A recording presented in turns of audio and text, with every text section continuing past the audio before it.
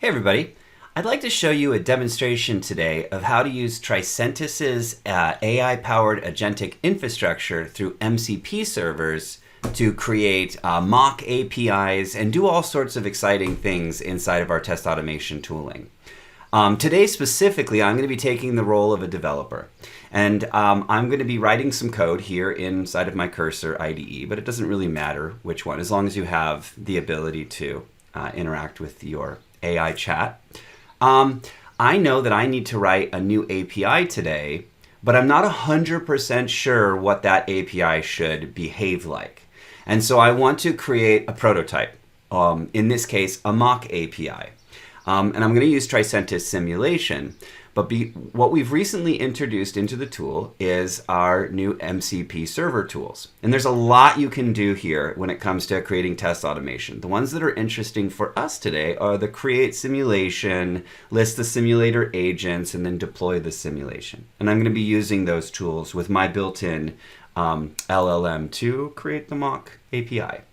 And so let's get started. I'm just going to give it my first prompt here. This is a little bit of a funny one. The idea here is that I want to create an API simulation that is essentially the response that you would give if a child continuously asked you a series of questions, right? Create me an API simulation with a please method. Please. The first time we'll respond with no. The second time we'll respond with maybe. And then the third time we'll say, okay, stop whining. Create the simulation and then deploy it to a connected simulator running on port 18,000. And you notice I have some other things here with fake names because I'm obviously recording a video here. Let's run this.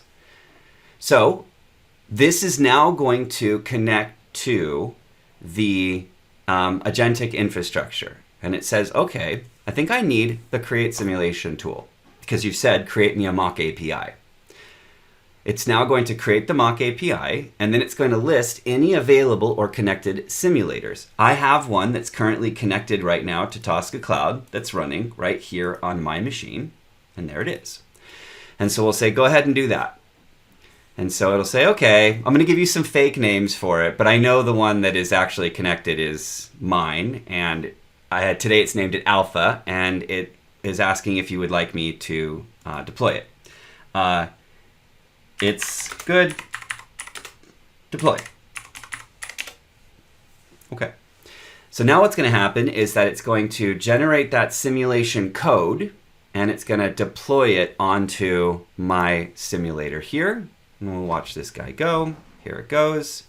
Now it's been deployed. Let's go ahead and open this piece up here. And sure enough, I have a simulation over here called parent. And it's listening on port 1800.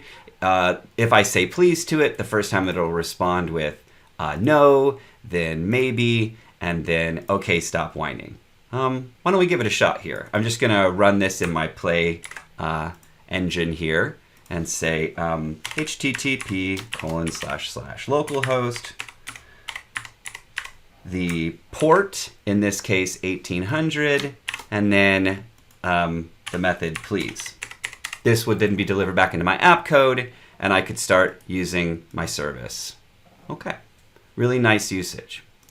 This simplifies or shortens the time between prototyping the API and actually having it available to put into your app code. If that was wrong, I could simply change it, delete it, reprompt it, update it, etc.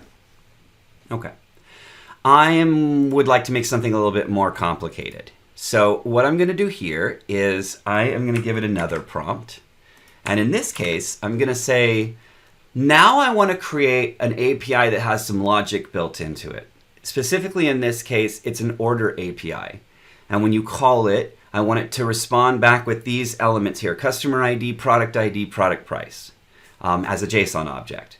And do some things in there, generate randomly the order ID, and then do some math with the product price. I'm going to give it that same prompt to just sort of hide the names again because I'm recording a video here. And it'll do what it did before. Okay, cool. I can create a simulation. Not bad. I am now going to create that simulation. And now I'm going to list the simulator agents, and then deploy it to the simulator agent. Great. What did it call it? Order sim video agent. Whatever. Deployed on 1900. So let's go and take a look at that. And if I say, okay, I'm going to come back here. Here's my place order API. Again, very, very nice. In this case, we don't have to go over the gory details, but it is waiting for a request to come in at /order. It'll send me a response, and the response will have some math, some random generation, etc. Again, proof's in the pudding, so let's try this out. I actually had a contract test already built up for this. We place an order, and it says, okay, here's an order ID, etc., etc. Again, the amount of complexity that I want in my simulation really depends on how intelligent I make the prompt. And again, the whole purpose of this is to make API simulation and the prototype APIs instantly available to you right here within your application development environment. Now, I have one more demonstration, and while not the primary use case for this solution, I think it's actually quite useful. Obviously, with these types of infrastructures, we can provide all sorts of context. And one context I have today is a Postman collection, because perhaps I'm using Postman to drive some of my tests. And in this case, I just want to say, if it could take this Postman collection and convert it into a sim. Can you make a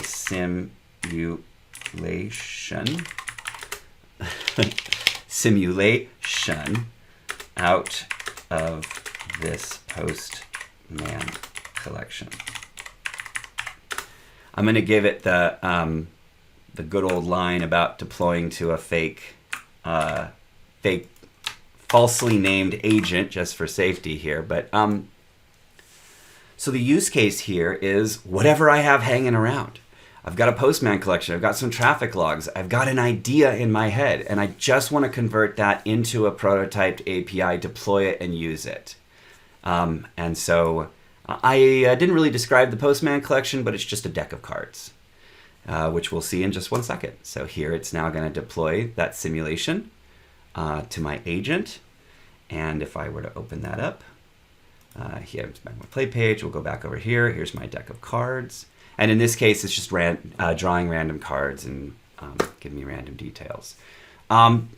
Details aside, the takeaway from this is MCP is a very powerful way for you to leverage the built-in AI functionality in your application development environments. And with the new MCP server tools that are available from Tricentis, specifically through the Tosca Cloud MCP, you can do very, very powerful things, including rapidly building and deploying mock APIs. I hope you found this helpful. If you have any questions, reach out to us at info.tricentis.com. Happy testing.